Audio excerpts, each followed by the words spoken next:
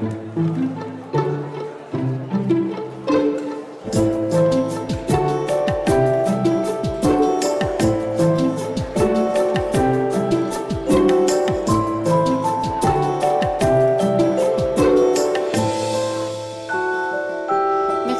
d'être là.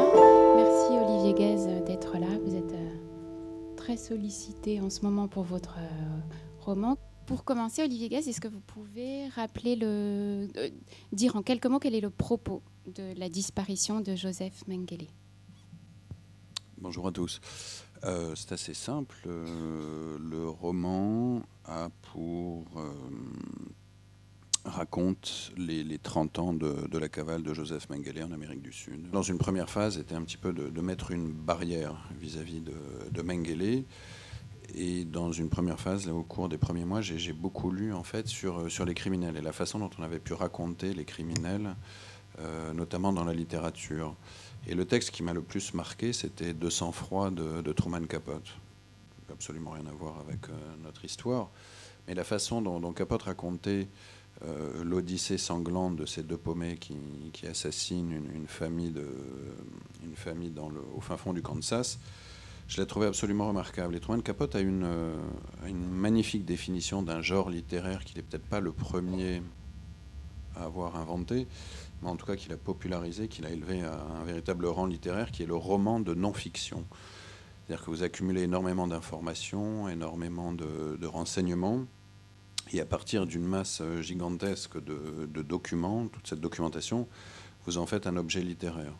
Et la disparition de Joseph Mengele, c'est un roman de non-fiction. C'est-à-dire qu'après avoir enquêté pendant des années, je ne parle même pas seulement pour ce livre, puisque moi je travaille sur les après-guerres en Europe, en Allemagne et en Amérique du Sud depuis une dizaine d'années maintenant.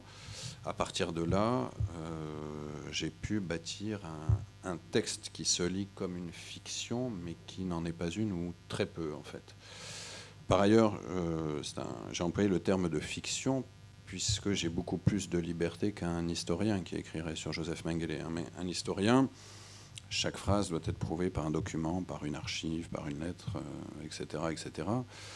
Alors que la liberté que moi, je m'autorise, par exemple, pour définir une certaine trajectoire psychologique ou pour raconter certaines choses dont j'ai la preuve, mais dont je n'ai pas tous les détails, un historien ne peut pas le faire.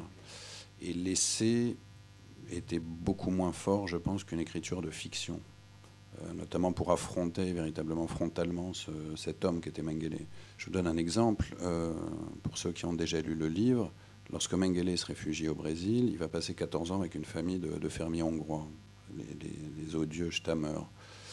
D'après ce que j'ai pu lire, ce que j'ai pu trouver, Mengele a une liaison effectivement avec la fermière, avec Gita Stammer. Où, quand, comment, combien de temps, je ne sais pas. Et personne ne le saura jamais, a priori. Donc à partir du moment où je sais qu'il y a une liaison, le romancier que je suis peut mettre en forme cette liaison. Donc c'est ce genre de liberté que j'ai prise.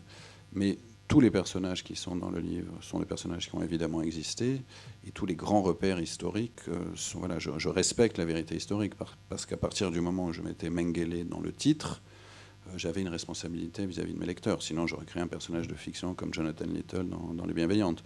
À partir du moment où j'écris La cavale de Mengele en Amérique du Sud, je me dois de respecter la vérité au maximum, en tout cas tout ce qu'on sait.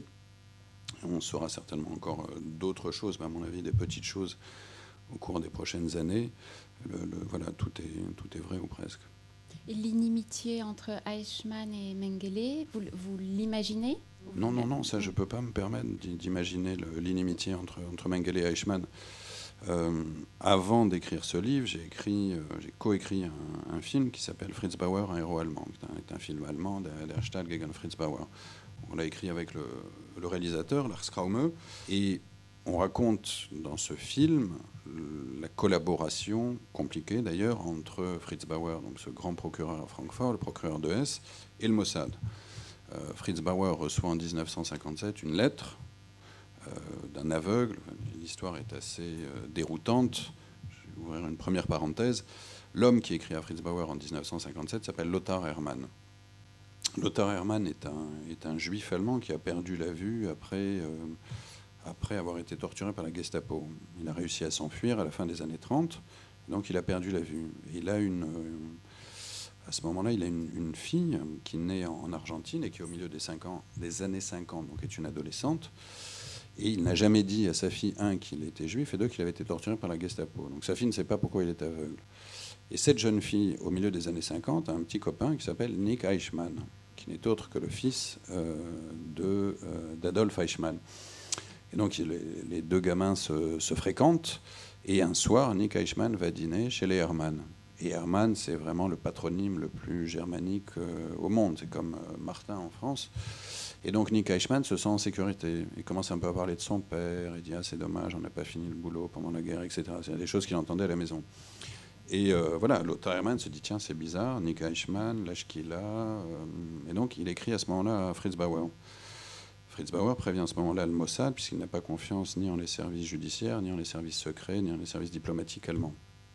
Donc ça, je referme la parenthèse, parce que j'adore l'histoire de Lothar Hermann, qui plus tard sera arrêté par la police argentine, qui le prend pour Joseph Mengele.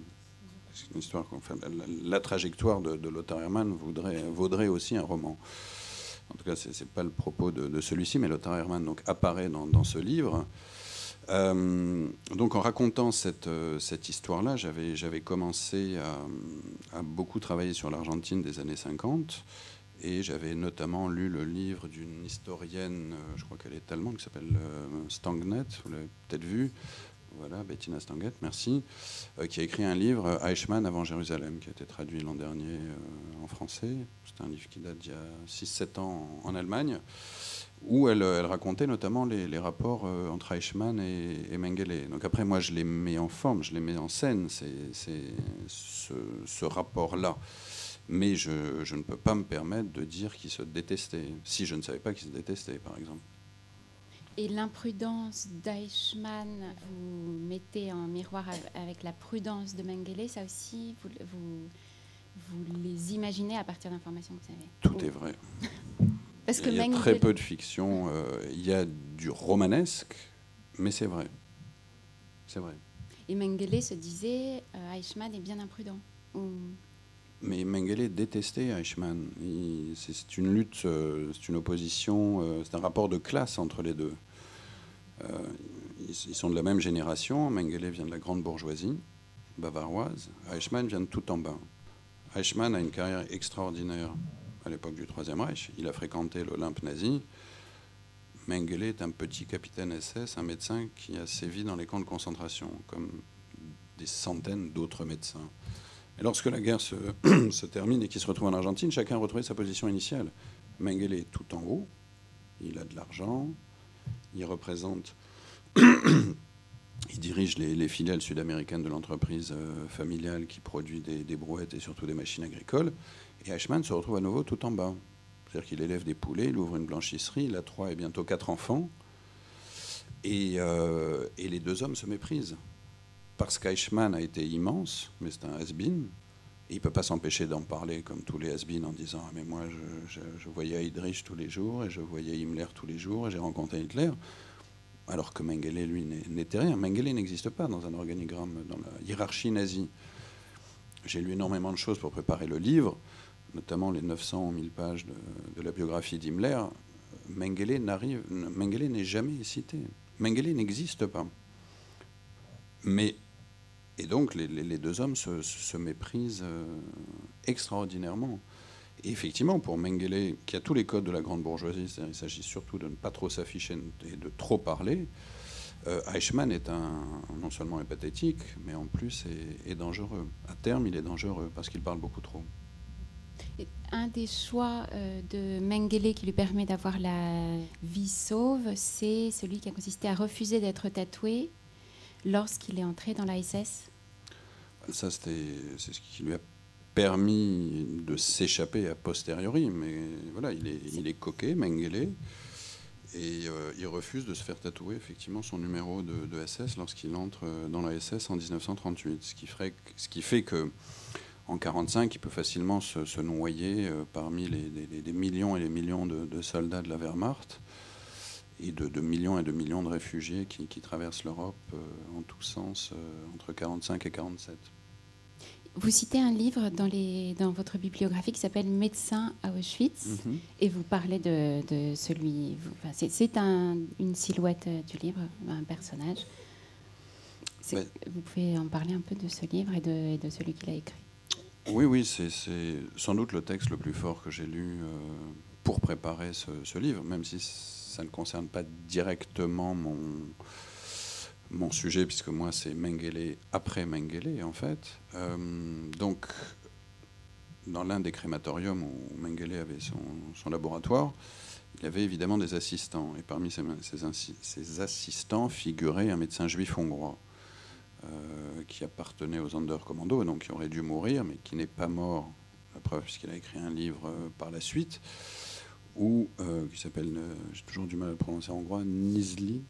Enfin, bon, vous allez le trouver dedans. J'ai jamais réussi à prononcer son nom, j'ai toujours écrit.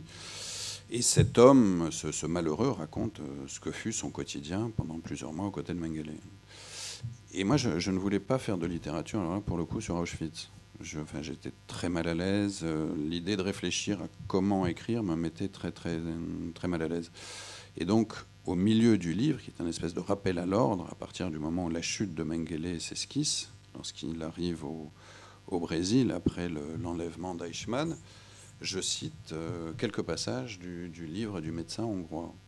Et ce sont des passages absolument insoutenables. Et finalement, je ne reviens pas si souvent que ça sur Auschwitz, mais rien que ce passage, pour moi, est à la fois la métaphore de ce que fut Mengele, la métaphore de ce qui est arrivé aux Juifs d'Europe centrale et orientale, notamment pendant la guerre, et la métaphore de la folie suicidaire qui s'est pris, que l'Europe s'est infligée et je remonte bien plus loin, entre 14 et 1945. Ce sont des passages littéralement insoutenables. Je ne vais pas vous raconter exactement ce que racontent ces passages, mais c'est l'histoire d'un fils et d'un père, un bossu et un boiteux. Et ce qu'en fait Mengele, voilà, et pour moi, résume ce que fut ce triste personnage. Je n'avais pas besoin d'en mettre plus, en fait. Et je n'avais pas besoin de faire des phrases sur l'insoutenable, de faire de la littérature sur de l'insoutenable. Votre roman, Olivier, c'est aussi un tableau de Buenos Aires à la fin des années 40 et au début des années 50, une ville riche, pleine de cafés, de théâtres, où il fait bon vivre, et pleine de nazis. Vous êtes allé à Buenos Aires pour écrire votre roman. Est-ce que vous trouvez que la mémoire de ces années-là est sensible, ou est-ce qu'elle est ensevelie, cachée, ou même inexistante chez des gens qui ont votre âge ou plus, qui à votre âge n'en auraient jamais entendu parler? Déjà, il faut comprendre pourquoi tant de nazis, pas que des nazis, des fascistes, des vichistes, des rexistes, sont partis en Argentine. Parce qu'on ne connaît pas du tout le péronisme en France, ou en Europe, ou en Occident en règle générale. On a une vision tout à fait ridicule liée à ces horribles comédies musicales autour d'Evita Perón. Mais pour le reste, on n'a aucune idée de qui furent Juan et Evita Perón. Juan Perón est un personnage vraiment, vraiment, vraiment fascinant. Juan Perón est un militaire de carrière qui vient d'un milieu très modeste et qui, comme tous les cadets de l'armée argentine au début du XXe siècle, a été formé par des officiers prussiens. Et donc il y a toujours eu une espèce de fascination pour l'Allemagne. Dans les années 30, c'est une décennie terrible pour l'Argentine qui est touchée de plein fouet par la crise de 1929. Et donc, comme dans beaucoup d'autres pays, et notamment dans plusieurs pays d'Amérique du Sud, ces nouvelles élites composées de jeunes officiers décident de se débarrasser des politiciens corrompus. Et Perón et les colonels vont prendre le pouvoir en 1943. L'Argentine est officiellement neutre, mais beaucoup plus proche des pays de l'Axe que des démocraties occidentales. Non seulement il y a une espèce de fascination pour le fascisme et l'Allemagne éternelle, dirais-je, mais il y a surtout une détestation de l'Angleterre et des États-Unis, ce qui est typique à l'Amérique du Sud, c'est pas propre à l'Argentine. Perón, lui, a été attaché militaire à l'ambassade d'Argentine en Italie entre 1939 et 1941, et à ce titre-là, il ira à Berlin et il visitera à plusieurs reprises le front Ouest. Et il sera très marqué par l'efficacité du régime nazi, du système nazi, est très marqué par la faconde populiste et la puissance de Mussolini, notamment comme orateur. Et donc il se dit, voilà l'avenir de l'Argentine, et il considère déjà l'axe Rome-Berlin, germano-italien, comme un premier mouvement de nations non alignées entre l'Union soviétique, donc communiste, et les démocraties capitalistes. Et donc il se dit que l'Argentine va s'inscrire dans ce courant-là. Et à la fin de la Seconde Guerre mondiale, il comprend très rapidement que les États-Unis et l'Union soviétique vont s'opposer et qu'à la guerre froide, a priori, devrait succéder une guerre chaude. Une guerre tellement chaude qu'avec les nouvelles armes nucléaires, peut-être que les États-Unis et l'URSS vont s'entretuer, littéralement disparaître de la carte, et donc que l'Argentine a une formidable carte à jouer. La nouvelle superpuissance mondiale, c'est peut-être l'Argentine. Et donc, dans ce cadre-là, comme d'autres puissances, il va faire venir des scientifiques, des avionneurs, des médecins, des techniciens, des hommes déjà très aguerris, très bien formés, très efficaces, des anciens pays de l'Axe. Et c'est comme ça que Mengele, Eichmann et tous les autres débarquent par milliers en Argentine.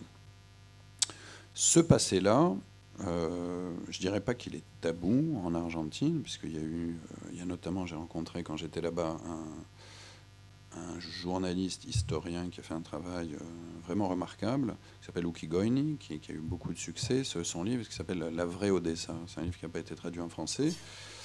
Mais il faut évidemment ne pas oublier que le péronisme reste la base du système politique argentin. Le président argentin aujourd'hui s'appelle le président Macri, mais il a succédé à Mme Kirchner, qui est une péroniste.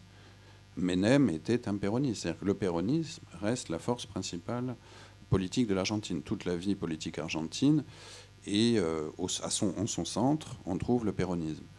Donc ce passé-là reste relativement méconnu, et tout ce qui peut concerner le péronisme, qui fut aussi à l'origine de la terrible dictature entre 1976 et 1983 en Argentine, après donc le retour de Perón aux affaires en 1973, et après il meurt assez rapidement, mais c'est sa troisième femme qui prend sa succession, le péronisme reste au cœur de l'histoire politique argentine et de l'actualité politique argentine. Donc faire le bilan du péronisme, c'est très compliqué, et notamment affronter la collusion avec le régime nazi et l'accueil des nazis dans les années 40 et au début des années 50 reste très, très compliqué. Et il y a plusieurs livres qui ne seraient pas traduits en français en Argentine sur ce que vous appelez la Nazi Society. Nazi Society. Alors oui, il y a des livres sérieux, il y a des livres complètement farfelus. Pour préparer le livre, je suis aussi allé en Patagonie, à Bariloche, qui est au nord de la Patagonie, qui est à la frontière chilienne, en milieu des Andes. Et là, j'ai rencontré un pseudo-historien qui a écrit le guide nazi de Bariloche. Et lui fait partie de ces gens convaincus que Hitler a survécu, a débarqué à bord d'un sous-marin en Amérique du Sud. Donc vous avez aussi toute une espèce de littérature fantastique sur les nazis en Amérique du Sud, puisque tout le monde sait qu'il y a eu des nazis en Amérique du Sud, en particulier en Argentine. Qu'avoir OSS 117, il y a aussi un épisode. Donc c'est passé dans la culture pop, et donc on en a fait tout et n'importe quoi de cette histoire de nazis en Amérique du Sud. Il y a eu le réseau Odessa, il y a eu des dizaines de films, de romans, ça continue. Donc l'un des objectifs que je m'étais fixé, c'était de faire le tri entre le vrai et le faux. Il y a eu un film qui était pas mal, qui s'appelait Le médecin de famille, que vous avez peut-être vu, d'une écrivaine et réalisatrice qui s'appelle Lucia Puenzo, qui est une Argentine que j'ai rencontrée à Buenos Aires lorsque j'étais là-bas. Elle met en scène une des nombreuses légendes concernant Mengele, mais qui n'est pas vraie. Et laquelle ? Qui est une énième légende propagée par Simon Wiesenthal, qui est l'histoire de Mengele à l'hôtel Tyrol de la ville paraguayenne d'Encarnación, qui est à la frontière, qui est aux trois frontières entre le Brésil, l'Argentine et le Paraguay. Dans cet hôtel Tyrol où Mengele a effectivement passé du temps, Puenzo, après Wiesenthal, raconte qu'un commando de vengeurs, des survivants d'Auschwitz, vivant désormais installé à New York, décide d'enlever et d'exécuter Mengele. Donc il s'approche de l'hôtel Tyrol à Encarnacion, mais 10 minutes avant l'arrivée des Vengeurs, le téléphone sonne, un appel anonyme prévient Mengele que les Vengeurs arrivent. Et donc Mengele s'enfuit au dernier moment, et lorsque les Vengeurs entrent dans la chambre, le lit est défait, encore tiède, le pyjama balancé sur le lit, et Mengele s'est enfui dans la jungle. Donc ce n'est pas vrai tout ça. C'est un fantasme, un énième fantasme concernant Mengele.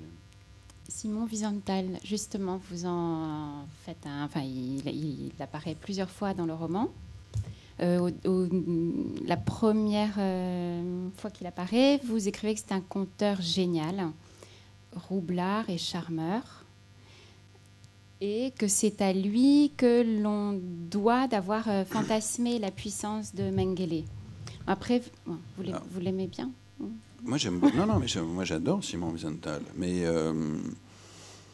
Simon Wiesenthal était tout seul, ou presque, dans son petit bureau à Vienne. Alors, quelquefois, il recevait des cartes postales en disant « Ah, j'ai cru avoir aperçu le criminel nazi. » Mais Simon Wiesenthal ne pouvait pas avoir plus de renseignements que le Mossad, les services secrets allemands ou la CIA, évidemment. Donc Simon Wiesenthal ne peut pas faire de miracle.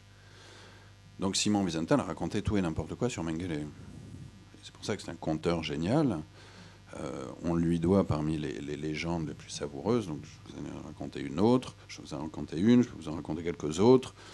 Mengele est caché dans la jungle paraguayenne, gardé par l'armée du président dictateur Stroessner, entouré d'Amazones. Il a des laboratoires secrets.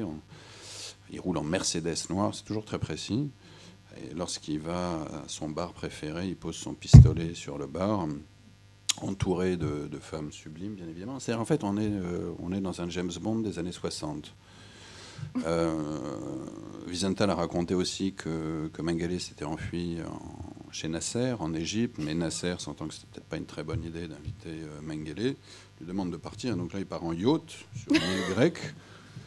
Et sur une île grecque, donc Wiesenthal apprend que Mengele approche de l'île grecque, va dépêcher un journaliste allemand. Et évidemment, Mengele s'est enfui la veille de l'arrivée du journaliste allemand. Oui, c'est ça, exactement. Et là, il vogue vers l'Espagne. Mais d'autres, il n'y a pas que Wiesenthal qui ont raconté des bêtises sur Mengele. On a inventé Mengele, on l'a imaginé en grand baron de la drogue à Miami, par exemple. Ça, c'était la presse américaine qui racontait ça. Il y a des gens qui l'ont vu en face d'une yeshiva, enfin converti, parce que ça aussi, ça a longtemps... la machine à fantasmes, des nazis transformés en juifs, ultra-religieux. Il y avait ce roman génial d'Elgar Rizenrat, le nazi et le barbier, où vous avez l'un des pires nazis qui devient le coiffeur de l'élite israélienne des premiers temps du sionisme. Donc voilà, on a beaucoup fantasmé, et donc Wiesenthal a eu sa part de responsabilité dans les récits tout à fait improbables qu'on a fait de Mengele. Mais d'un autre côté, si ce dimanche 15 octobre 2017, nous parlons toujours de Mengele, c'est essentiellement grâce à Wiesenthal, qui ne l'a jamais oublié, et qui en parlait systématiquement. Et ce qui a sans doute accéléré la chute et la fin de Mengele. Parce que dans la vie de Mengele en Amérique du Sud, il y a deux périodes très distinctes. La première partie du livre s'appelle Le Pacha, c'est la Dolce Vita de Mengele en Argentine. La deuxième partie s'appelle Le Rat. Et le Rat, ce sont les 20 ans qui passent un tout petit peu au Paraguay et surtout et surtout au Brésil, où il se terre, où il vit dans l'angoisse, dans la solitude, dans la paranoïa. Mais il avait accès aux médias, Mengele, il avait accès aux journaux. Donc il sait qu'on parle tout le temps de lui. Et plus on raconte de bêtises le concernant, je vous ai épargné Marathon Man, ces garçons qui venaient du Brésil, ou Mengele, clone des petits Hitler, interprété par Grégory Peck, tout ça de son vivant. Donc Mengele sait tout ce qu'on raconte sur lui. Et plus on raconte des bêtises sur lui, et plus il est angoissé, parce qu'il sait ce qui s'est passé avec Eichmann. Lorsque le Mossad et Fritz Bauer travaillent ensemble, alors que l'opération Attila a déjà commencé, que les Israéliens, le Mossad est déjà à Buenos Aires, Fritz Bauer organise une conférence de presse pour annoncer qu'Eichmann se cache au Koweït, histoire de brouiller les pistes. Et donc plus on raconte des bêtises sur lui, il est sur son yacht, il est dans la jungle paraguayenne, etc., plus Mengele est persuadé en fait qu'on va l'enlever. Et donc ça, c'est aussi à cause de Wiesenthal. Wiesenthal n'a aucune idée de l'effet qu'il a sur Mengele, et Mengele n'a aucune idée que Wiesenthal raconte n'importe quoi. Et ça aussi, seule la forme romanesque permet de raconter cette histoire comme ça. Parce que je trouvais... il y avait quelque chose de... Parce qu'on me demande souvent, mais alors comment vous avez fait pour vivre 3 ans avec Mengele? Ça doit être terrible. Oui, effectivement, c'est assez terrible par moment. Mais la fin de Mengele est tellement pathétique, et la mise en abîme entre tout ce qu'on a pu raconter sur lui et ce qu'a été sa véritable existence était extrêmement jouissif. Je veux dire, c'est une jouissance assez perverse, mais ça a été une jouissance de raconter cette fin, en fait. Lorsque Mengele, lorsque sont tournés Marathon Man, donc à la fin des années 70, à ces garçons du Brésil, Mengele vit dans une favela, donc une banlieue défavorisée de Sao Paulo, et est amoureux de sa femme de ménage. Ça, c'est pas de la fiction. Je sais pas, vous avez vu, il y a quelques semaines, il y a un reportage dans la nouvelle émission de Laurent Delahousse à partir du livre, où ils ont montré la ferme où ils se cachaient. On parlera peut-être de cette ferme un peu plus tard. Et ils ont retrouvé la femme de ménage aussi. Donc la femme de ménage dit: oui, j'ai aimé cet homme, je ne savais pas qui il était très gentil avec moi. Et cette femme de ménage refuse de travailler chez lui, de continuer à travailler chez lui, parce qu'il refuse de l'épouser. Parce qu'en fait, il a tellement peur de se présenter à la mairie, à l'officier d'état civil, qu'en fait, il n'ose pas l'épouser. Elle ne veut pas vivre dans le péché. Et donc il faut imaginer Joseph Mengele, qui avait ce pouvoir de vie et de mort, à Auschwitz, probablement, qu'il a conduit 400 000 personnes à la chambre à gaz, qui, 30 ans plus tard, est à genoux devant sa femme de ménage dans une favela de Sao Paulo. Alors qu'en même temps, on l'imagine en train de cloner des petits Hitler dans le sud du Brésil. Donc tout ça était... la matière romanesque de la vie de Mengele en Amérique du Sud était absolument incroyable. Vous avez été la voir, la favela, en Gaz? Non, moi je suis très peureux, donc je ne suis pas allé. Non, simplement j'ai pas eu le temps d'aller voir la favela. C'est très compliqué, hein, les favelas au fin fond de Sao Paulo, en plus que la ville, sa taille a décuplé. Par contre, non, ce que j'ai retrouvé, c'est la ferme où il s'est caché avec cette odieuse famille hongroise, les Stammer. Où là comptait beaucoup le fait que Mengele avait un père très riche. Alors, parce que la richesse de la famille Mengele, c'est la clé de la disparition de Joseph Mengele. Mengele n'aurait pas tenu 1 an après l'enlèvement d'Eichmann. Pour le coup, là, il a vraiment été recherché s'il n'y avait pas eu cet argent et ce soutien financier permanent de la famille Mengele. Et toujours est-il que lorsque Mengele arrive au Brésil, assez rapidement, donc il peut toujours compter sur des espèces de nazis fous qui, lorsqu'on leur apprend qu'ils vont s'occuper de Joseph Mengele, pour eux, c'est le plus beau jour de leur vie. Très souvent, ce sont des gens qui n'ont pas vraiment participé à la guerre, mais voilà, qui comptent se rattraper avec maintenant désormais le nazi le plus célèbre de la planète. Et Mengele va être confié à une famille de fermiers hongrois, les Stammer. Les Stammer, il y a beaucoup de losers dans cette histoire. Donc, ce sont des gens qui ont quitté la Hongrie en 1948 après... la confirmation de l'emprise communiste sur la Hongrie, et donc il s'installe au Brésil. Géza Stammer, donc, qui est le mari, est un raté complet qui ne ramène pas un centime à sa femme, Gita Stammer, qui s'ennuie au fin fond de la savane. Pardon. Et lorsque Mengele arrive, on leur dit, voilà... un agriculteur suisse qui en a marre d'être seul, qui a un peu d'argent à investir, qui s'appelle Peter Orbichler. Est-ce que vous voulez bien l'accueillir? On n'a pas besoin de le payer. Simplement, voilà, il va s'occuper de vos terres, vous le nourrissez, vous le logez. Très bien. Assez rapidement, ils comprennent qu'il ne s'agit pas de Peter Orbichler, mais de Joseph Mengele. Et la réaction à peu près normale aurait été soit de le dénoncer, soit au moins de s'en débarrasser. Sauf qu'ils comprennent que c'est un filon extraordinaire, Mengele, parce qu'il y a cette famille richissime. Et donc, en l'espace de 14 ans, ils vont passer vraiment du fin fond de la savane, dans des conditions moyenâgeuses, sans téléphone, sans électricité, à une gigantesque villa dans les plus beaux quartiers de Sao Paulo, avec limousine et chauffeur. Tout ça payé par la famille Mengele. Et après, ils finissent par s'en débarrasser. Et pendant ce temps-là, Mengele a une liaison avec la femme. Donc, c'est une espèce de liaison à 3 tout à fait improbable. Hein. Et ces gens vont vivre 14 ans avec Joseph Mengele. Et pendant ces 14 ans, ils vivent 9 ans dans une ferme dans la région de Sao Paulo. Quand j'étais au Brésil, moi, je n'avais pas, évidemment, il n'y avait pas d'adresse.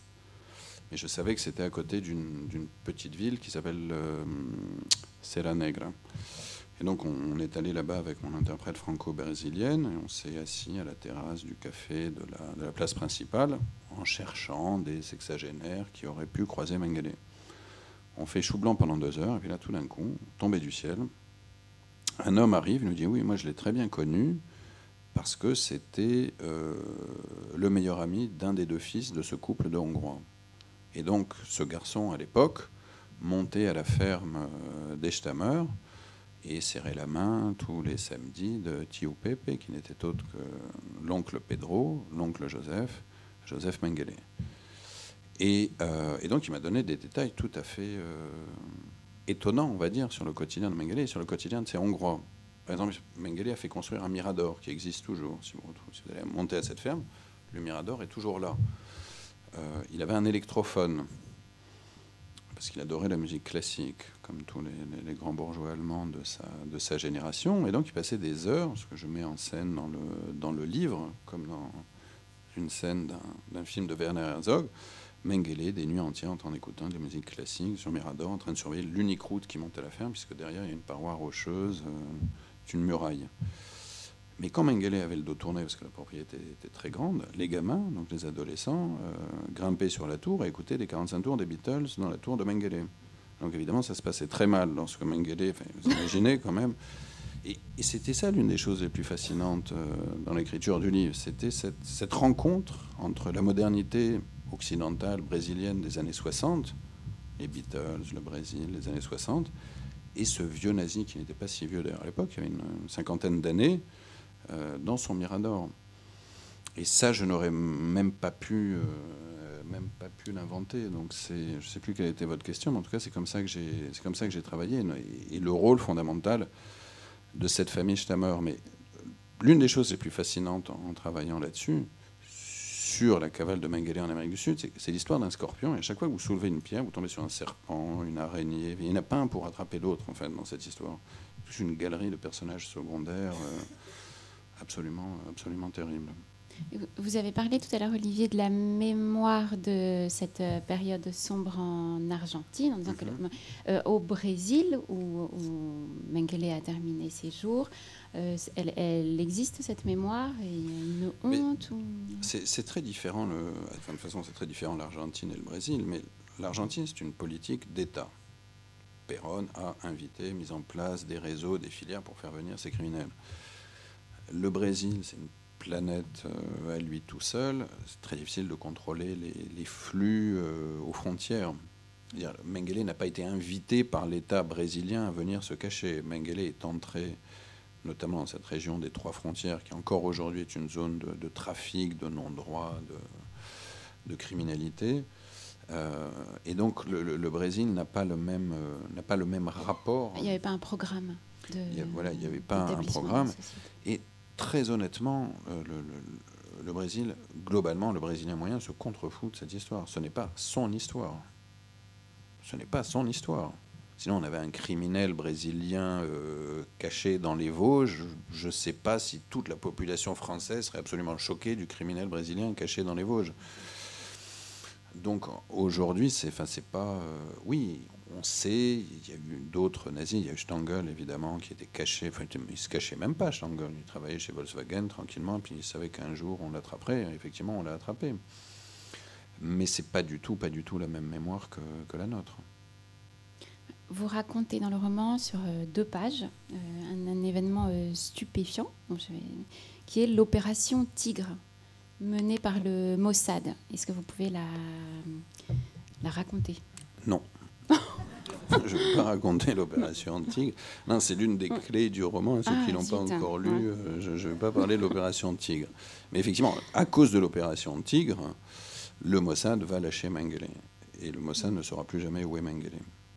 Donc là, on est en 62-63, donc c'est 15-16 ans avant sa mort. Comment vous êtes arrivé à Mengele? Est-ce que c'est en travaillant sur Fritz Bauer que vous vous êtes dit que... Alors, il y a eu... en fait, il y a 2 temps. Plus généralement, ça fait, donc, je vous l'ai dit, une dizaine d'années que je travaille sur les après-guerres.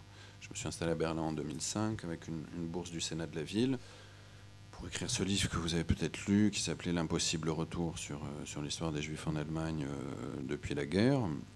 Et donc je m'intéressais aux victimes, au pays des meurtriers, le rapport à la mémoire de l'Allemagne, l'évolution de l'Allemagne par rapport à son passé, les poursuites judiciaires ou non, quand est-ce qu'elles avaient commencé, dans quel cadre, toutes ces choses-là. Après, il y a eu Fritz Bauer, où là, donc, ce personnage a incarné toutes les ambiguïtés, les difficultés de la période, la fin des années 50, le début des années 60. Et effectivement, là, comme je vous l'ai dit, je tombe sur Mengele, notamment le rapport avec Eichmann. Et puis après, il y a eu quelques rencontres tout à fait étranges, toujours liées à Mengele. J'ai rencontré, pendant que j'écrivais le scénario, une femme que vous connaissez peut-être, qui s'appelle Saskia Sassen. Saskia Sassen est professeure travaille sur la mondialisation à l'Université de Columbia. Et elle n'est autre que la fille de Wilhelm Sassen, qui apparaît dans le livre, qui apparaît aussi dans le film Fritz Bauer. Wilhelm Sassen était un SS hollandais qui était le meilleur ami de Mengele, qui était aussi un très proche d'Eichmann. Et c'est lui qui enregistre Eichmann, ces fameuses bandes Eichmann, c'est lui qui les enregistre. Ça se passe à son domicile. Et donc, elle, c'est sa fille. Alors, elle est partie très jeune, mais elle me racontait, voilà, quand elle avait 10 ans, le dimanche, on sonnait, il y avait un homme avec un chapeau, des lunettes sombres. C'était Eichmann qui venait enregistrer chez son père au salon. Et il y a plein de gens qui se réunissaient autour d'Eichmann et de son père. Et donc on parle de tout ça, on parle de Mengele. Et je la revois plusieurs fois comme ça, une fois en Espagne, une fois en France. Et puis quelques mois plus tard, j'ai rencontré un photographe paraguayen à la Maison de l'Amérique latine. On nous présente, je lui demande sur quoi il travaille. Il me dit, moi je travaille sur le fantôme de Mengele.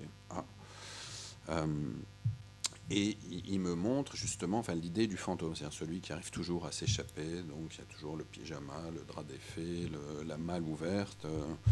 Et là, je me dis, il y a quand même quelque chose. Entre parenthèses, le livre était déjà terminé, mais j'étais en Roumanie, en Transylvanie, au printemps, la ville de Cluj. Et donc là, il y a toute une école de peintres, de jeunes peintres qui marche extrêmement bien. Et je rencontre un peintre qui s'appelle Ilyes. Je lui dis sur quoi vous travaillez. Il me dit notamment sur Mengele.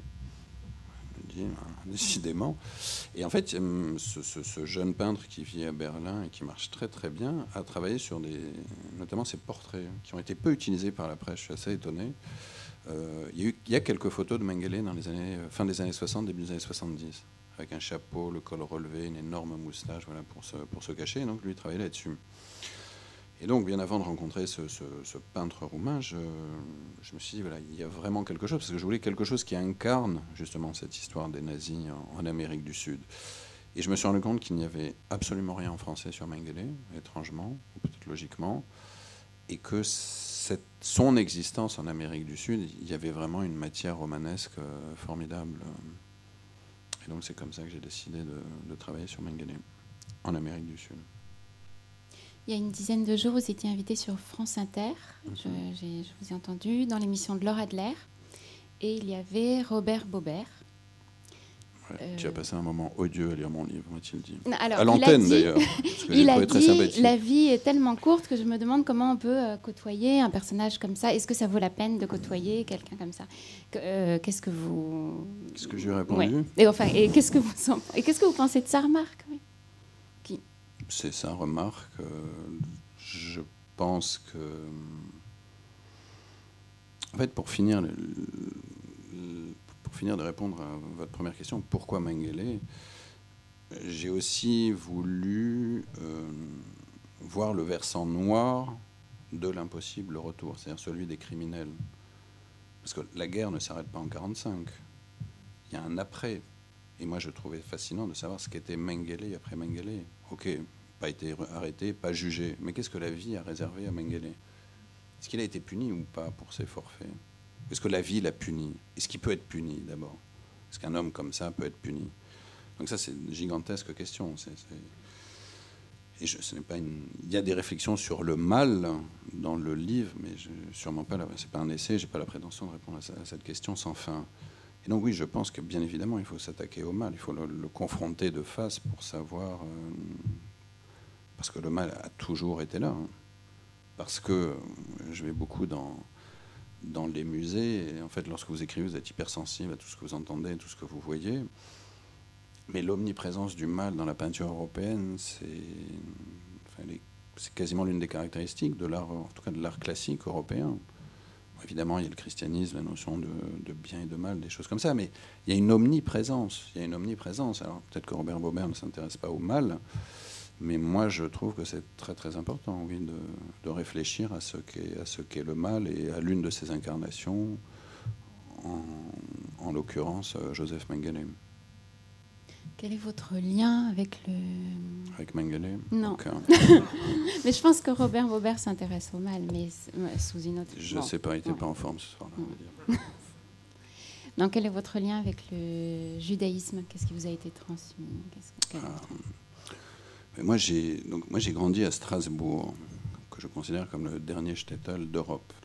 Parce que vous avez cette ville qui n'est pas immense, et puis au milieu de la ville, vous avez cette grande communauté, cette immense synagogue. Et donc moi, j'ai vraiment grandi là-dedans. J'étais en école juive jusqu'au collège, donc j'avais 2 heures de matière hébraïque par jour.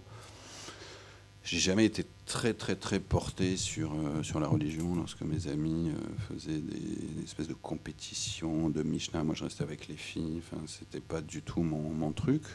Mais j'ai vraiment baigné dans cette atmosphère-là. Et bien qu'ayant un père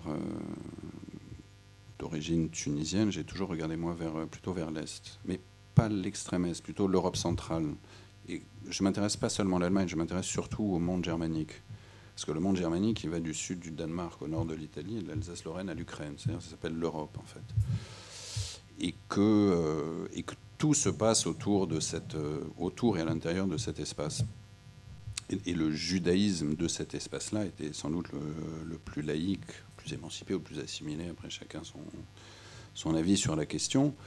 Et moi, assez naturellement, je me suis orienté vers cette vision-là, qui est une vision plus culturelle que cultuelle. Et voilà ma relation, quelques mots au judaïsme. Mais elle est très présente, on va dire. Mais elle n'est pas communautariste, en tout cas. Est-ce que la disparition de Joseph Mengele est déjà achetée à l'étranger pour des traductions dans un des pays dont il est question dans le roman? Oui, il va sortir en Allemagne à la rentrée prochaine. Je suis très curieux. Peut-être que le fils Mengele sera là. Non, parce que le fils Mengele... Il a quel âge, le fils Mengele? Il a 73 ans. Il est avocat à Munich et il a changé de nom. Je n'ai pas voulu le rencontrer. Les neveux, qui étaient assez proches de leur oncle, vivent toujours aussi. Et donc je serais curieux de voir la réception du livre l'année prochaine. Après, il y a déjà un certain nombre de traductions. Là, il y a la foire de Francfort, donc on en dira beaucoup plus. Je crois notamment dans le monde hispanique, ça va venir en Chine, au Japon. Enfin, voilà, Mengele va voyager. Et en anglais, donc. La foire de Francfort se termine aujourd'hui. On m'a dit on va t'annoncer plein de choses, mais je ne sais pas. Je ne sais pas. Certaines choses signées, mais je ne sais pas tout encore. Est-ce que vous pensez que vous contribuez à la mémoire de la Shoah avec le scénario de Fritz Bauer, avec ou est-ce que c'est comme est-ce que c'est dans ce sens-là? Non, c'est pas dans ce sens-là que je. Fritz Bauer pour moi était. Enfin, j'ai une fierté, c'est d'avoir fait redécouvrir aux Allemands Fritz Bauer, puisque en fait, Fritz Bauer, il y a un chapitre dans l'impossible, le retour, consacré à Fritz Bauer. Le livre a été traduit en allemand. Le réalisateur est venu à la présentation du livre à Berlin. Pourtant, il est né à Francfort. Il ne connaissait pas Fritz Bauer. Et il y a eu toute une vague Fritz Bauer ces 2-3 dernières années en Allemagne. Mais j'avoue avoir été... j'étais assez fier de faire... participer en tout cas à la redécouverte de ce grand homme. Parce qu'il s'agit d'hommes. Moi, j'aime bien les incarnations. C'est compliqué, je trouve, de parler trop généralement.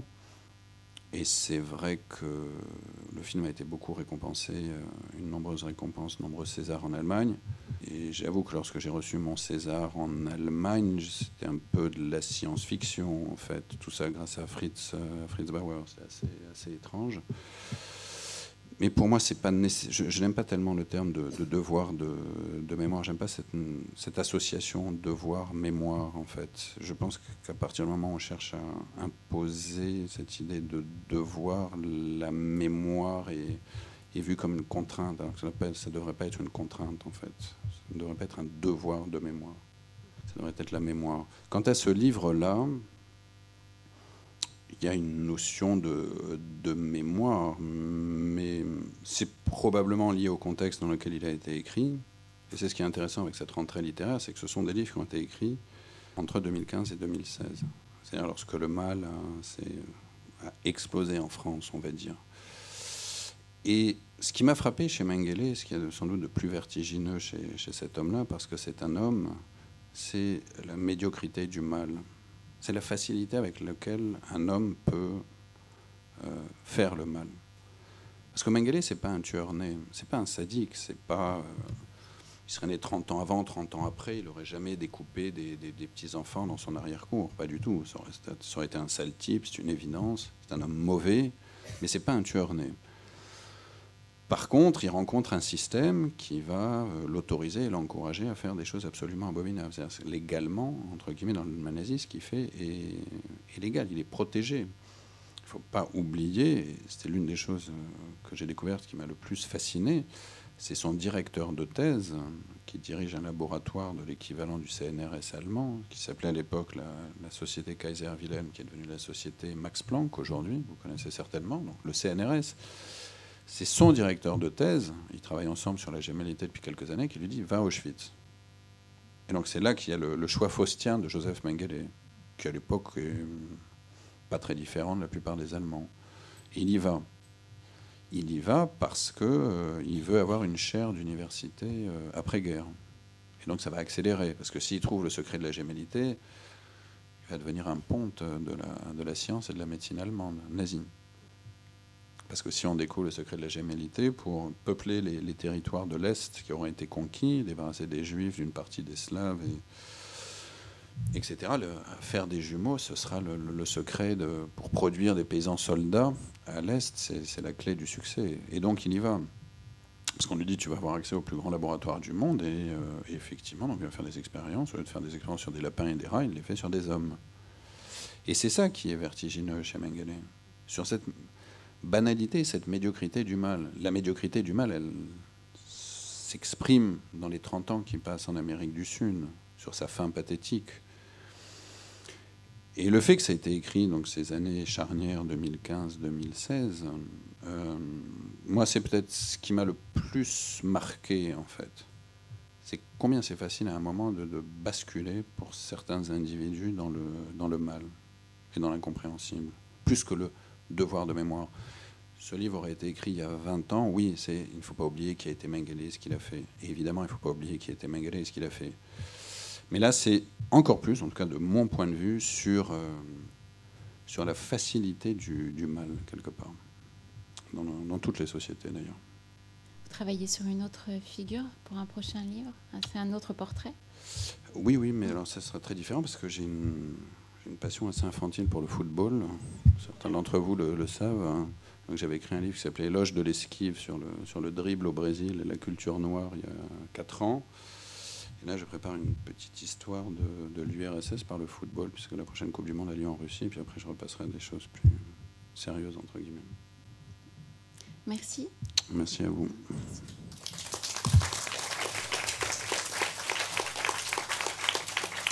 Un micro.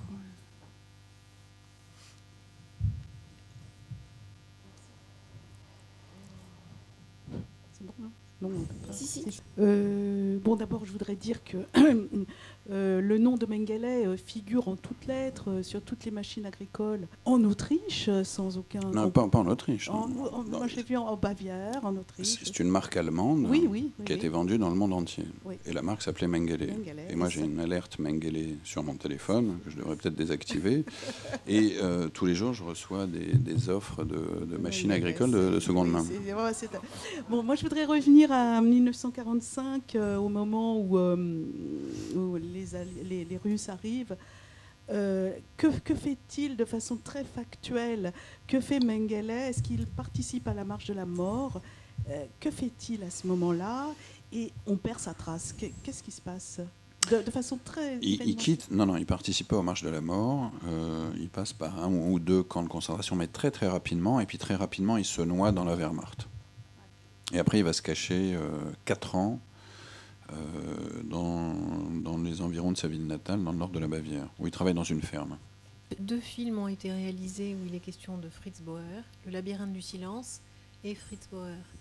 Je dois dire, je les superpose un peu, et dans l'un d'entre eux, il est question d'une visite de Mengele en Allemagne pour voir sa famille, et il aurait échappé in extremis à sa capture. Alors c'est le labyrinthe du silence, et l'épisode dont il est question, c'est au moment des obsèques du père. Le père meurt en 1959, mais Mengele ne s'y est pas rendu. Il est resté en Amérique du Sud. Donc c'est une invention du scénario. Oui, nouvelle fiction. J'ai une autre question. Vous avez parlé de sang-froid qui vous a beaucoup inspiré. Et je voulais savoir si le livre de Padura sur la fuite de Trotsky, L'homme qui aimait les chiens, était aussi un livre qui vous avait inspiré. Non, parce que je l'ai lu plus tard et qu'il est... alors, c'est pas du tout la même histoire, mais le livre de Padura est beaucoup plus bavard. Il fait 3 fois la taille du mien. Moi, je voulais quelque chose de très, très sec, très, très âpre. Padura, la part de fiction est beaucoup plus importante. Il y a beaucoup plus de personnages et des allers-retours avec le présent, ce qui n'est pas mon cas, parce que moi, je ne voulais absolument pas intervenir. Je ne voulais pas me mettre en scène dans ce livre. Vous avez dit, j'ai cru comprendre, le monde germanique, etc., c'est-à-dire l'Europe. Alors ça, je trouve ça intéressant, votre pensée. Et puis deuxièmement, j'espère qu'ils vont vous acheter les droits pour faire le film là, de votre livre. Vous êtes tous très intéressés par la vente de mes droits, visiblement. Non, parce que voir ça en film... Non, mais c'est en cours de discussion aussi. Je ne sais pas tout encore, mais oui, si ça marche, il y a un beau projet à la clé, mais je ne sais pas encore. Alors oui, j'ai été un peu rapide, mais ce monde germanique, oui, est le cœur de l'Europe. Et le cœur de l'Europe. Les guerres au XXe siècle interviennent commencent toutes dans cette région-là. La bataille autour des mondes germaniques et finalement depuis la fin de l'Empire romain, on se bat et on se dispute autour de ces régions-là. L'Allemagne est très récente, hein, c'est 1870 comme tout le monde le sait, 71.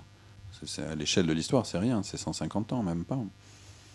Donc oui, je pense que c'est le cœur de l'Europe, ce monde-là, puisqu'il y avait aussi, il y a eu des colons allemands dans jusqu'à très à l'est en Russie, jusqu'en Oural. Donc je pense que le cœur de l'Europe bat dans cette zone qui est très large, mais qui n'est pas que germanique, hein, bien évidemment. Il y a des mélanges de Slaves, de Juifs, de tout ce que vous voulez. Mais il y avait des colonies allemandes en Roumanie. Enfin bon, vous connaissez ces histoires comme moi. Vous avez parlé donc en Argentine, dans l'immédiat après-guerre, de cette arrivée massive de nazis. Et j'ai vu aussi qu'il y avait beaucoup de juifs qui s'étaient réfugiés à Buenos Aires, en Argentine, et qui notamment, une partie de ces juifs-là qui venaient de la résistance polonaise, ont publié, justement dans l'immédiat après-guerre, ils ont publié Elie Wiesel, ils ont la première version du roman d'Elie Wiesel.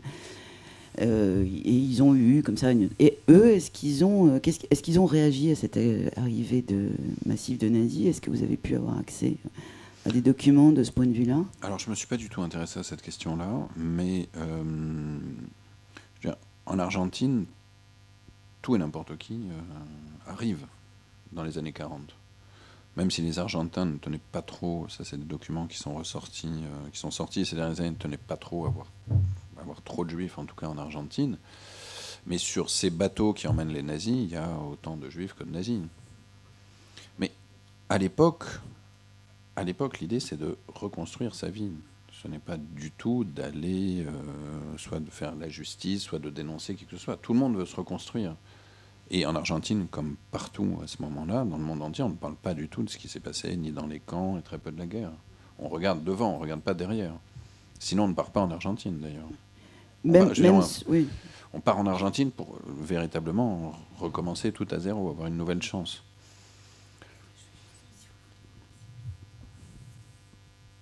Oui, bonjour monsieur, 2 questions concernant sa famille. Est-ce qu'il avait des frères et sœurs, d'une part?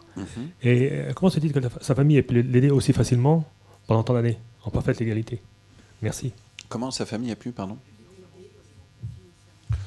Alors il avait 2 frères, il y a 3 frères Mengele, et il y en a un qui meurt en 1949, et l'autre qui décède en 1974. Les 2 autres frères travaillaient avec le père. Mengele détestait le frère qui est mort en 1949, et d'ailleurs il va épouser sa belle-sœur en 1957. Parce qu'on n'a pas parlé de la famille Mengele, mais la famille Mengele est absolument fascinante. Parmi les choses les plus romanesques de toute cette cavale sud-américaine, c'est effectivement le rôle de la famille. C'est très simple. Au sein de l'entreprise travaillait l'un des amis d'enfance, ou l'ami d'enfance de Mengele, un homme qui s'appelait Hans Zedelmayer, qui n'a jamais cessé de faire des allers-retours entre l'Amérique du Sud et l'Allemagne. Et donc il lui a amené de l'argent, il lui a amené des disques, il lui a amené tout et n'importe quoi, en toute tranquillité, dans la mesure où, comme les Mengele étaient tellement puissants à Günzburg, personne n'a jamais parlé. Et surtout, lorsque la police commençait un peu à se rapprocher, ils étaient systématiquement prévenus. Et donc la correspondance disparaissait jusqu'au milieu des années 80. Mais là, il faut aller à Günzburg pour comprendre ce qu'était la famille Mengele. Mais il suffit de s'y balader une journée. Et déjà, il existe toujours la maison natale. C'est une espèce de manoir comme ça, avec comme j'écris dans le livre, avec des fenêtres comme des meurtrières, complètement replié sur lui-même, tourné vers l'intérieur. Et si l'usine n'existe plus, le site, évidemment, existe toujours. Il est occupé par un hypermarché, un magasin de pneus, un grand parking. C'est-à-dire, c'est un État dans l'État, c'est un empire. Donc tout le monde est tenu. La moitié de la ville travaille pour ou autour des Mengele. Et donc personne ne dit rien. Personne ne dit rien. Les gens savaient qu'un fils Mengele était parti. Le fils Mengele était parti en Amérique du Sud. En plus, la veuve de l'autre fils avait aussi disparu, était partie en Amérique du Sud. Tout le monde le savait. Mais on ne dit rien. Et lorsque j'étais là-bas, je me suis baladé, puisque le Danube traverse la ville, et que j'avais besoin, je trouvais intéressant d'imaginer là où il avait pu passer son enfance, le paysage de son enfance. Je suis tombé sur une piscine municipale construite dans les années 50, et il y a une plaque qui remercie le père Mengele et le frère, puisque c'est eux qui finançaient tout. Ils finançaient les programmes sociaux, ils finançaient les immeubles, parce que le père a eu 75 ans, il a distribué des saucisses à tous les enfants de la ville. Donc rien n'est jamais sorti de Günzburg. Et c'est pour ça que j'ai écrit un roman, parce que l'histoire est tellement romanesque et tellement improbable de Mengele en Amérique du Sud et tout ce qu'il y a autour, que ça me semblait une matière richissime en fait. Bonjour. Alors moi j'ai lu votre roman, j'ai pas pensé à Truman Capote, j'ai pensé à l'auteur espagnol Javier Cercas, qui écrit beaucoup sur la guerre civile en Espagne, et notamment un soldat de Salamine. Moi j'ai une question, on sait que les Américains ont fait de l'Amérique du Sud depuis le 19e siècle leur chasse gardée. Pourquoi la CIA n'a jamais officiellement, fait quelque chose pour lui mettre la main dessus? Parce que je pense qu'ils étaient certainement au courant qu'il était en Amérique du Sud. Mais la CIA n'avait qu'un objectif à ce moment-là. N'oublions pas que c'était la guerre froide. La guerre froide, il faut s'opposer au communisme. Castro était arrivé déjà au pouvoir. Il y avait des guérillas un peu partout. Il ne s'agissait sûrement pas de déstabiliser des gouvernements alliés. Mais les États-Unis se moquent globalement complètement de l'Holocauste jusqu'aux années 70. C'est à ce moment-là que Wiesenthal devient une superstar. C'est à ce moment-là que Wiesel... c'est les années 70. C'est-à-dire, toute cette mémoire officielle se met en place en Europe comme aux États-Unis comme ailleurs, en Israël aussi d'une certaine manière, mais c'est peut-être un peu plus tôt avec le procès Eichmann. Mais une fois que la génération des cadres de la période en question est à la retraite, où il n'y a plus de danger, en fait, il n'y a plus de risque de déstabilisation. Tu vois que ces gens ont 60 ans, c'est pas grave, on peut les poursuivre, on peut en parler. Mais dans les années 50-60, il n'en est pas question. C'est la guerre froide qui dicte tout ça. Et c'est l'une des choses que je trouve aussi assez intéressante en racontant cette histoire, c'est que Mengele est un petit pion sur un gigantesque échiquier dont il n'a pas idée, qui est celui de la guerre froide en Amérique du Sud et en Europe. Si on ne l'a pas arrêté, c'est aussi à cause de la guerre froide. Si on n'a pas voulu l'arrêter.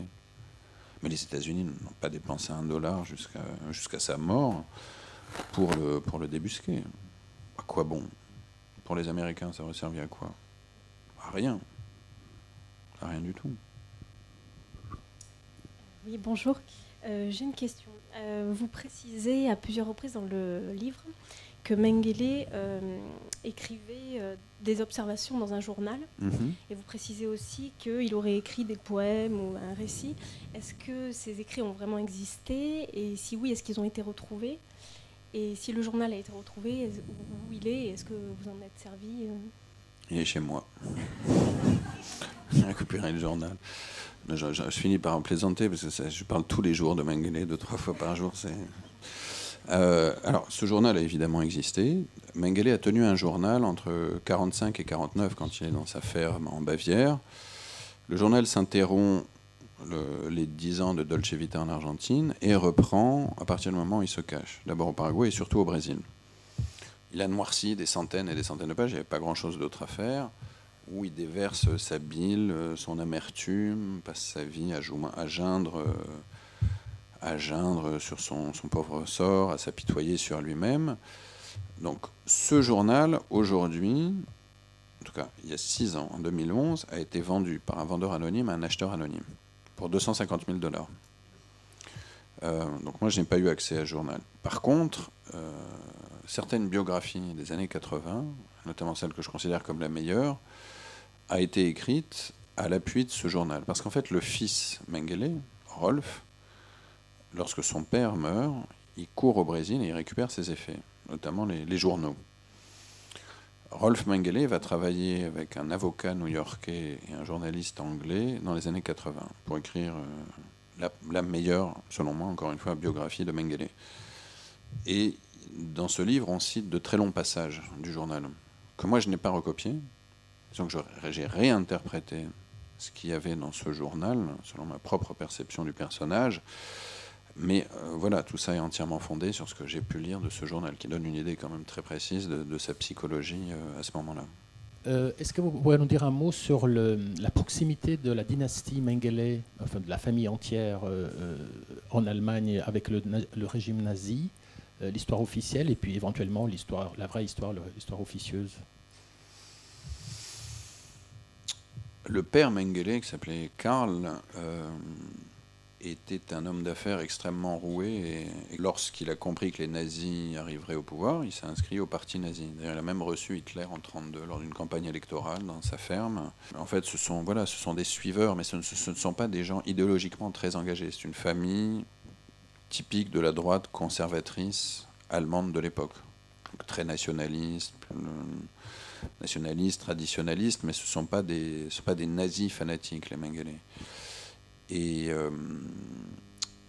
après-guerre, le père, toujours, lui, va devenir maire adjoint de la ville d'Egensburg, mais sans étiquette. Donc un peu à droite, un peu à gauche. Enfin, ils sont surtout des opportunistes, les Mengele. Bonjour. Actuellement, est-ce qu'il existe en Argentine une communauté nazie? Il y a 2 ans, je me suis retrouvée à aller faire de la photo à Bariloche. L'organisateur photographie nous a logés dans une maison, une très belle maison, qui était la propriété de personnes allemandes. Je me pose la question, depuis la lecture de votre livre, je me pose la question où j'étais. Est-ce que vous avez dormi? Oui, j'ai dormi. C'est marrant parce que Virginie m'a posé la même question, parce qu'elle a dormi dans un hôtel, elle pensait être l'hôtel Palermo où Mengele a dormi. Non, mais déjà, il y avait des très fortes communautés allemandes en Argentine, bien avant l'arrivée des nazis. Il y a eu de très fortes communautés allemandes dans toute l'Amérique du Sud, depuis le début, au moins depuis le début du 19e siècle. Tous les Argentins brésiliens d'origine allemande ne sont pas des enfants, des petits-enfants de nazis. Deuxièmement, Bariloche, c'est particulier, parce qu'effectivement, il y a eu beaucoup de nazis, notamment des Autrichiens, qui retrouvaient un cadre finalement assez proche des montagnes de leur enfance, pouvaient skier. On appelle ça d'ailleurs le Tyrol autrichien, même si, le Tyrol argentin, même si je trouve que ça ne ressemble pas du tout au Tyrol, mais ça c'est une autre question. Et donc oui, c'est possible, dans la mesure où il y a eu disons que pour une ville de cette taille, il y a eu un grand nombre de nazis à Bariloche, dans le nord de la Patagonie.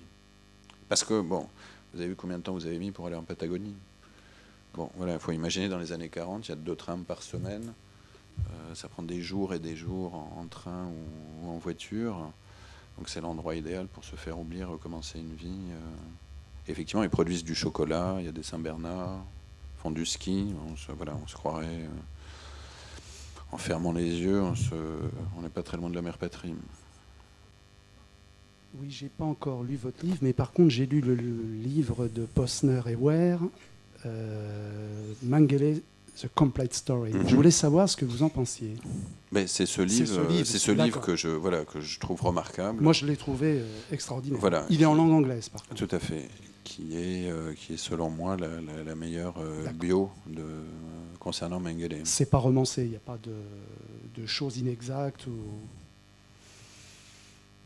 Je pense pas, non. Parce que c'est très très complet. Hein. C'est très très complet. C'est très très complet parce qu'ils ont travaillé notamment avec le fils à ce moment-là, et avec le journal sous la main.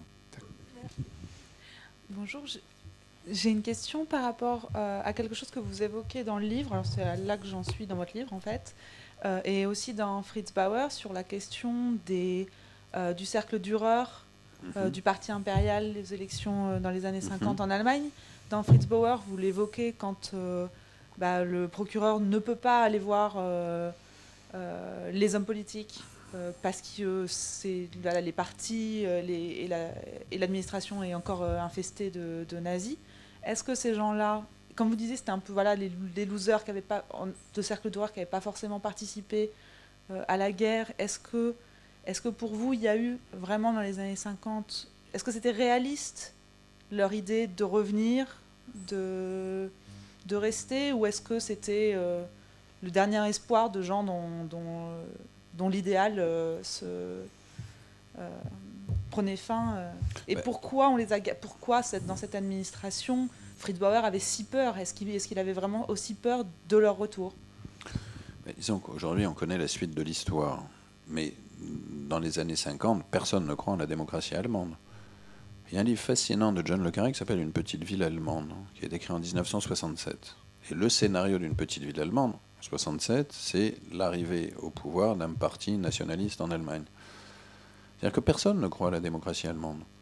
Et tous les membres de ce cercle Dürer, autour duquel Mengele gravite également, sont des hommes encore très jeunes, dans la force de l'âge. Ils ont 35-40 ans. C'est quelque chose qu'on oublie. C'est-à-dire qu'on a toujours cette image de gens qui ont une vingtaine, trentaine d'années dans les années 40, puis après on voit des vieillards, le vieux nazi réfugié. Pas du tout. Ce sont des gens qui ont 35-40 ans à ce moment-là. Et pour eux, il n'est pas question de moisir en Amérique du Sud. Ils ont vu comment le nazisme et combien le nazisme avait été populaire en Allemagne dans les années 30 jusqu'aux premières défaites, d'une certaine manière. Donc ils se disent qu'il n'y a aucune raison que l'Allemagne change si vite, d'autant que la démocratie est imposée de l'extérieur, notamment par les Américains. Et donc ils font un calcul finalement assez rationnel que pourquoi est-ce que le nationalisme ne reviendrait pas au pouvoir en Allemagne? Nous on connaît l'histoire, donc ça paraît tout à fait improbable. Mais à l'époque c'est pas aussi improbable que ça en a l'air aujourd'hui.